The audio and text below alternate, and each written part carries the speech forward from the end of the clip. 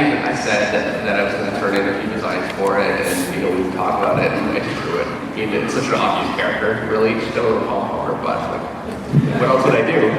So it is exactly what you would imagine that it would be.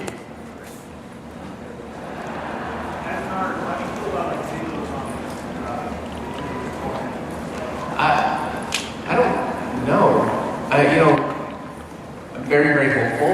We all are very, very hopeful that it will help keep our industry alive. Naturally, that our sales are not really in the best place right now. It's a scary thing for all of us that want to do this forever.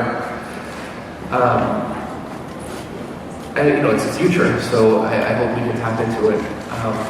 From an artistic perspective, I talked to Jim Lee, and he said things like double page spreads really won't have the same impact that they once did because everything is sized down to the same screen size. And that's a scary thing for me because I'm all about the double page spreads. I love it. I have fights with right. I always like not only the double page spread, but the one where you have to turn the book this way and don't write out like that. But yeah, I think that might end up being a thing of the past in the way the comics are drawn. And I think that's going to be a natural evolution. I mean, the style that's most successful is always going to be the most dominant style. So, if I can't do double page spreads anymore, it's just not appropriate. You can do it. I would rather not do double page spreads and keep drawing comics than, keep trying to fight for my double page spread.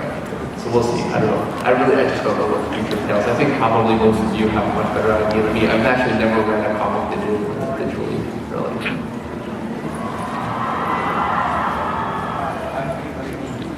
I started drawing in my mother's basement. I got some good art books. I really didn't know what I was doing, but I put together some really bad samples, and I went to a convention in Detroit. This was in '92, a long time ago. And I met actually some artists that were very helpful. Kyle Fox, who's still doing amazing work. He told me about George Bridgman, who his books are very old now, but he's a great classic art teacher. Anyway, I got a lot of really good information. I went back and tried to take it in as much as I could. I sent samples out to Marvel and DC and every company that I could think of, and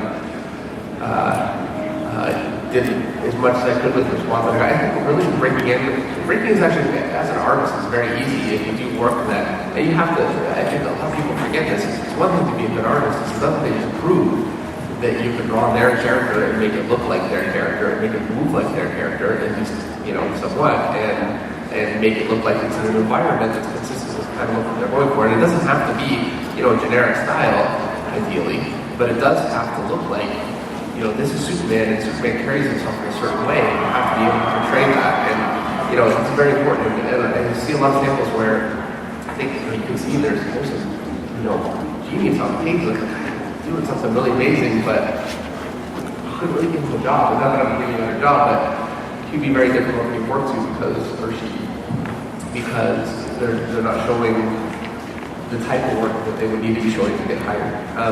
Anyway, so like 2 years later, I went to New York with samples, and I met up with David Wool, who's a longtime editor at Top Cow Productions as part of Image Comics, and that's where I started. So I started out, I made $100 a week for a year, working for Marks and Spencer with food money, but he set me up with an apartment. Actually, I remember the first day that I went down to California. They said, just bring a suitcase and we'll set you up with a place. So I thought, wow, this is like a big time. I'm going to go down there and have a nice apartment, the whole thing. And I got there, and there's Joe Benitez sleeping on the living room floor, along with some other guy, and I can't remember. And I was sharing a room with 2 other people, and it was crazy. It was a lot of people in a tiny little place. But, that's started out as an artist. So I had a 3-month internship. I did backgrounds for Cyberforce, and did some pinups.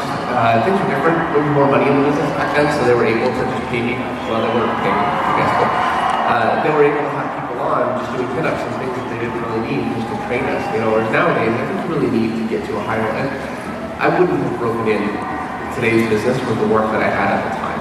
I had a lot of learning to do, so it was like schooling for me. This was my education. So yeah, that's how I got in.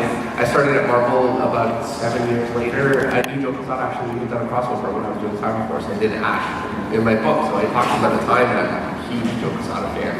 So when I wanted to go to Marvel, I was in Chicago at the convention, and we were sitting down talking to some other people, and I came up and interrupted him and said, so it all kind of went from there. Actually, it's Mike Mark, who's my editor right now, who's my first Marvel editor. So it's a small business.